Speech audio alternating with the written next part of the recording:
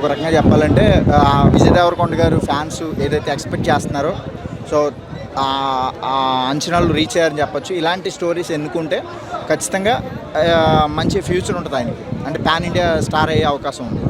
And ఇంకోటి ఏంటంటే ముఖ్యంగా నేను ఈ సినిమాలో ఇద్దరు బాగా వాళ్ళ గురించి చెప్పాలనుకున్నాను. ఏంటంటే విజయ్ దేవరకొండ గారు చిన్నప్పుడు చేసినటువంటి క్యారెక్టర్ ఏదైతే పిల్లాడున్నాడో అండ్ సత్యదేవ్ గారు చిన్నప్పుడు చేసినటువంటి క్యారెక్టర్ ఏదైతే ఉందో వాళ్ళిద్దరు పర్ఫార్మెన్స్ చాలా బాగుంది. సో ఓవరాల్గా సినిమా చాలా బాగుంది. పార్ట్ 2 కూడా ఉన్నట్టుందండి ఈ సినిమాకి. నాకు అనిపించలేదు బోరు, నేనైతే ఎంజాయ్ చేశాను. బాగుందండి. అదే ప్లస్ ఈ సినిమాకి, అసలు మెయిన్ కోరే అది. పునర్జన్మది అంటే ఇది పునర్జన్మ అని క్లియర్గా ఏం చెప్పలేం, కానీ ఏదో మరి అది ఒక్కటి కొద్దిగా నాకు కూడా కన్ఫ్యూజ్ ఉన్నప్పటికీ కూడా కథ ఎక్కడ డిస్టర్బ్ అవ్వలేదు. అదొక ఫ్లోలో వెళ్ళిపోయింది. అది అంటే ఇప్పుడు కేజీఎఫ్ సలారీ ఈ టైప్లో తీసుకుని ఎలివేషన్ షాట్స్ పర్లేదు అంటున్నారు, మీకు అని అనిపించింది? ఇప్పుడు మనం కేజీఎఫ్ చూసేసాం కనుక ఏదైనా అలా అనిపించి ఉండొచ్చు. కేజీఎఫ్ చూడని వాళ్ళకి అలా అనిపించదు. ఇదొక ప్రయత్నం, దీన్ని కూడా మనం ఎంజాయ్ చేయాలి. కేజీఎఫ్ని ఎలా ఎంజాయ్ చేసాం ఇది కూడా ఎంజాయ్ చేయొచ్చు. అంటే సీక్వెల్ ఉంది కదా, సీక్వెల్ కోసం వెయిట్ చేసేంత ఉందా మూవీలో? ఉంటుందండి, ఖచ్చితంగా ఉంటుంది. ఇప్పుడు పార్ట్ 1 ఎంత అవసరమో అంతే తీశారు. పార్ట్ 2లో ఇంకేమైనా బెటర్గా ఇంకా బెటర్మెంట్ ఏమైనా చూపించారు. ఇప్పుడు మీరు ఇందాక అన్నారు హీరోయిన్ క్యారెక్టర్ తక్కువ ఉంది అని, అందుకనే తక్కువ పెట్టి ఉండొచ్చు పార్ట్ 1లో. పార్ట్ 2లో అదే మరి ఇప్పుడు కథను డిస్టర్బ్ చేయకూడదు కదా, అందుకని డైరెక్టర్ గారు ఆ సాంగ్ తీసి ఉండొచ్చు అని నేను అనుకుంటున్నాను. విలన్కి అయితే ఏముండవు, they are believing a good story అనమాట. స్టోరీని నమ్ముకున్నారు. ఈ విజయ్ దేవరకొండ గారు కూడా చెప్పారన్నమాట, అంటే ఇది నా సినిమానో సత్యదేవ్ గారిదో లేదంటే భాగ్యశ్రీ గారిదో ఇంకొక ఆయన ఎవరు తమిళ నుంచి వచ్చారన్నమాట, ఆయనతో కాదు. They are believing a good స్టోరీని నమ్ముకొని తీశారు, అదేనమాట. అలా వెళ్తూ ఉంటుంది స్టోరీ. Okay fine. మ్యూజిక్ చెప్పాల్సిన అవసరం లేదు అనిరుద్ధ్ గారిది. ఇది మల్టీప్లెక్స్ కాబట్టి అలా సాగిపోయింది, కానీ వేరే మా సినిమా అయితే ఇచ్చి పడేశారన్నమాట. ఓకే డిఓపి చెప్పాలంటే ఒక పడవలో ఒక సీన్లు ఉంటాయి అన్నమాట, కొన్ని వాళ్ళు స్మగ్లింగ్ సంబంధించి ఏదో వెళ్తారు అంటే చెప్పకూడదు స్టోరీ. అసలు డిఓపి ఇచ్చి పడేశారు భయ్య మొత్తం. కాస్ట్యూమ్స్ అయితేనేమి, దాని తర్వాత డిఓపి అయితేనేమి, కెమెరాకి సంబంధించి అయితేనేమి, ఎవ్రీథింగ్ ఇస్ ఫైన్. అంటే స్టోరీని నమ్ముకుంటే ఎలా ఉంటుందంటే ఇలా ఉంటుంది అనమాట. హీరో నమ్ముకుంటే వేరే లెవెల్ ఉంటుంది, స్టోరీ నమ్ముకుంటే ఇంకా వేరే లెవెల్ ఉంటుంది అన్నమాట. అలా ఉంది స్టోరీ. అంటే మన యుగానికి కూడా సినిమా చూసారా, అంటే రాజుకు సంబంధించి ఆ టైప్ ఆఫ్ ఆ బ్యాక్గ్రౌండ్ వర్షన్లో అలా వెళ్తూ ఉంటుంది అనమాట.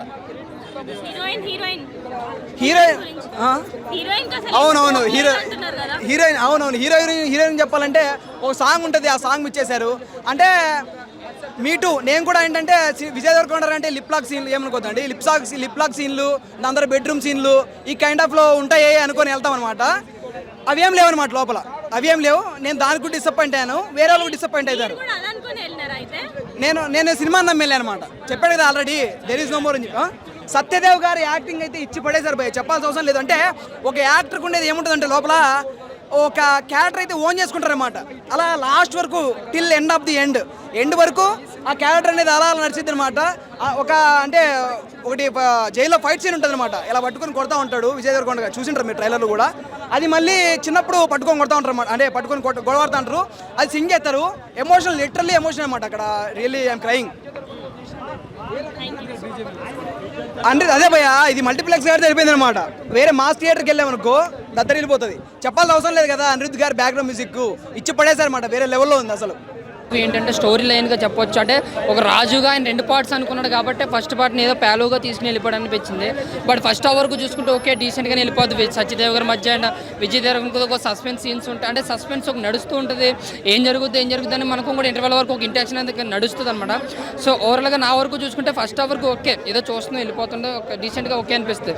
బట్ ఇంటర్వెల్ ఐ మూమెంట్తో సెకండ్ హాఫ్ మీద ఇంట్రెస్ట్ ఎక్కువ పెరిగిపోతుంటుంది. బట్ సెకండ్ హాఫ్ వచ్చేటికి ఏంటంటే ఫస్ట్ హాఫ్ బెటర్ అనిపిస్తుంది. సెకండ్ హాఫ్ ఏంటంటే అలా కథకే ఇంట్రెస్ట్ అనిపించదు. సెకండ్ హాఫ్ బోరే, ఎందుకంటే సెకండ్ హాఫ్ అనేది ఒక మానమానకాలు మాట్లాడాలి అంటే ఏదైతే వెళ్ళిపోతుంటుంది. దానివల్ల ఏంటంటే మళ్ళీ క్లైమాక్స్లో ఒక యాక్షన్ పార్ట్ ఒకటి హాఫ్ అన్ అవర్ బాగుంది. మళ్ళీ అంటే కథకు సంబంధం లేదు అనుకోకుండా విజయ్ రావడం సీన్లోకి రాజుని చేయడం అనేది కొద్దిగా నమ్మేసంగా లేదు. బట్ మాస్ హీరో దొరికాడు కాబట్టి కొంచెం ఎమోషనల్గా మాసివ్గా ప్లాన్ చేసుకున్నాడు, కానీ అది కొంచెం మిస్ఫైర్ అయిందని చెప్పాలి. విజయ్ దేవరకొండ కోసం అనుకుంటే యాక్టింగ్ వరకు సూపర్ నటించాడు. అది వాళ్ళంటే ఇప్పుడు అది నాగవంశీ తీసాడు, లాంచ్కి వెళ్ళారు. అది ఈయన చెప్తాడు ఇప్పుడు, ఎందుకంటే ఆయన డబ్బులు ఈయన డబ్బులు కూడా కాబట్టి మాట మీ డబ్బులు కొనుక్కొని వచ్చాం, మీ డబ్బులు కొనుక్కొచ్చుకుని నా రివ్యూ నేర్చుకుంటారు. ఆగా ఒక నిమిషం ఒక్క పాజిటివ్ చెప్పమని డబ్బులు కూడా ఇస్తాను కదా, ఆ మెసేజ్ కూడా చూపిస్తాం. ఆగా పాజిటివ్ చెప్పమని నీడు ఎక్కడ చెప్తున్నారు, ఇదిగో పాజిటివ్ చెప్పు డబ్బులు ఇస్తాం ఇంటర్వ్యూకి. భయ సినిమా అయితే యావరేజ్, ఎవడేం పీక్కుమని సినిమా అయితే యావరేజ్. ఏ స్లోగా చెప్తున్నా ఏసి ఎన్ని రివ్యూలు చెప్పండి, ఏం చెప్పండి, ఎవడు ఎప్పుడైనా సరే. నేను ప్రభాస్ ఫ్యాన్, ఒక ప్రభాస్ సినిమా కూడా బాగోపోతే బాగోలేదని చెప్తున్నావు, అంతేగాని ఇక్కడ 4 పచ్చగలను పోగైపోయి బెదిరిపోతావా. సినిమా యావరేజ్, బ్యాక్గ్రౌండ్ స్కోర్ ఏమీ లేదు. ఆయన ఒక ఇచ్చిన 4-5 మూమెంట్లు ఉన్నాయి అంతే. సినిమాలో ఏమో ఉందని ఏదో స్లోగా ఏదో మాసుగా ట్రై చేద్దాం, మిస్ఫైర్ అయిందని చెప్తాను. నాకు వంశీ 200 కోట్లు 300 కోట్లు తీసుకోమను, మేము డబ్బులు కొనుక్కున్నాం కానీ మా బాధ తెలుస్తుంది. 3 గంటల సేపు 300 రూపాయలు టికెట్ అంటే మాకు తెలుస్తుంది. సినిమా వరకు చూసుకుంటే ఒక యావరేజ్ మూవీని ఎవరు వచ్చినా సరే ఒకసారి అయితే చూస్తారు, రెండోసారి చూసి అంత సినిమా కాదు అని తెలుగు. ముఖ్యంగా విజయ్ దేవరకొండ యాక్టింగ్ అయితే అది బాగుంది, కానీ విజయ్ దేవరకొండ యాక్టింగ్ అనే విలన్ రోల్, వెంకటేష్ రోల్ అయితే మాత్రం చెన్నడైనా చెప్పాలి. సో ఓవరాల్గా చూసుకుంటే మామూలు టికెట్ చూపించమన్నాడు, టికెట్ చూపించాం, అవతల టికెట్ చూపించడం గొప్ప వరకు మూసిపోతున్నాడు. అది అవునా కదా. మేము టికెట్ తీసుకుని సినిమా చూసాం, 3 గంటలు నరకయాతన పడ్డాము. సినిమా బాగాలేదు కూడా బాగాలని చెప్తాం, ఫేక్ రివ్యూలు చెప్పాల్సిన అవసరం మాకే వచ్చింది. అవతల టికెట్ చూపించమంటే షో చేసి దొబ్బేశాడు. మరి అంత దమ్మున్నవాడు కొత్త దమ్ముడు ఉండాలి కదా. ఫుల్ అయిపోయినాయి, ఫుల్ పిఆర్ ఉంది ఇక్కడ. నేను చెప్తున్నాను కదా, ఫుల్ పిఆర్ అన్నమాట. ఒక్క ప్రభాస్ సినిమాకే ఇక్కడ ఫుల్ అవుతాయి సినిమా థియేటర్లు, ఇంకేదేని కూడా ఐమాక్స్ అని కింద సీట్లు కూడా అవ్వలేదు. కానీ అలాంటిది ఫుల్ పిఆర్ ఇక్కడ పెట్టారు. అక్కడ కాదు, ఇద్దరు కాదు, 20 మందిని పెట్టారు ఇక్కడ. సినిమా యావరేజ్ కాదు, అదే ఎవరు కనిపించాలి చెప్తారు. అట్టర్ ఫ్లాప్ సినిమా నరకయాత్ర 3 గంటలు ఎంత పెట్టాడు rod. Cinema utter flop, out of rating 1 కూడా కష్టమే. అదే ఎవరికి అనిపించింది వాళ్ళు చెప్తారన్న. మనోడికి టాప్ అనిపించింది, నాకైతే 2-3 సీన్లు బాగున్నాయి, నాకు బాగా అనిపించింది కాబట్టి నేను యావరేజ్ అన్నాను. దానికి వీళ్ళు కొట్టేసుకుంటే అయిపోదు కదా. లాగ్ ఏం లేదండి, ఆ స్టోరీ అలాంటిది అంతే, లాగ్ ఏం లేదు. ఎవరిని మీరు చూసి ఒకసారి థియేటర్కి వచ్చి చూడండి, మీరు లాగ్ ఏం లేదు. స్టోరీ అలాంటిది. కొన్ని అక్కడక్కడ సాంగ్స్ మిస్ అయింది అని అంటున్నారు, అది ఓకే, కానీ సినిమా చాలా బాగుంది. మీరు థియేటర్కి వచ్చి చూసి చెప్పండి అంతే, చాలా బాగుంది. వెంకటేష్ గారు టాలీవుడ్ని ఏలబోతున్నారు, అంత బాగుంది. యాక్టింగ్ చాలా బాగా చేశారు. సత్యదేవ్ గారి గురించి, విజయ్ గురించి, గౌతమ్ సార్ గురించి మాట్లాడను నేను. అల్టిమేట్ బాగుంది. 10/10 ఇస్తాను నేను, 10కి అయితే చాలా బాగుంది. విజయ్ది అంటే ఇంతకుముందు మనం లవ్ సీన్లు, ఫ్యామిలీ సీన్లో చూసాం, ఇప్పుడు డిఫరెంట్గా చూసాం. సో యాక్షన్ సీన్స్ చాలా బాగా చేశాడు విజయ్. అసలు విజయ్ ఇంత బాగా చేస్తాడని అయితే నేను అనుకోలేదు, చాలా బాగా చేశాడు. యాక్టింగ్ ఇంప్రూవ్ అయింది. సరే, యాక్చువల్గా సాంగ్స్ ఉన్నాయి, మరి సినిమాలో పెట్టలేదు. అది స్టోరీ అలాంటిదండి, స్టోరీ అలాంటిది. అంటే ఆ స్టోరీ అలాంటిది కాబట్టి చెప్పలేము. మీరు బతుకుతారు, మీకేంటి. నేను డిసప్పాయింటెడ్ అనే చెప్తాను. ఎందుకు అంటే మెజార్టీ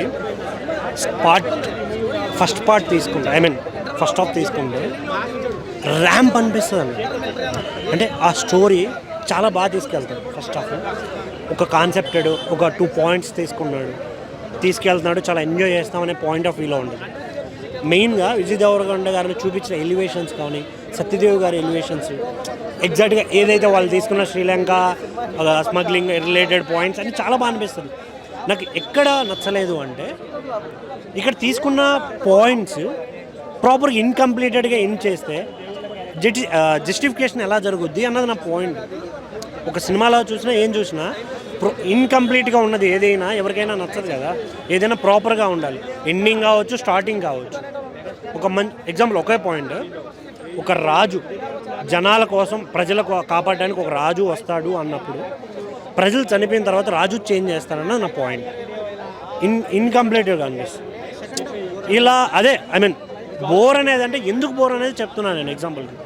ఈ ఇన్కంప్లీటెడ్ పాయింట్స్ అనేవి జనాలకు అర్థం కావు కదా ఎవరికైనా.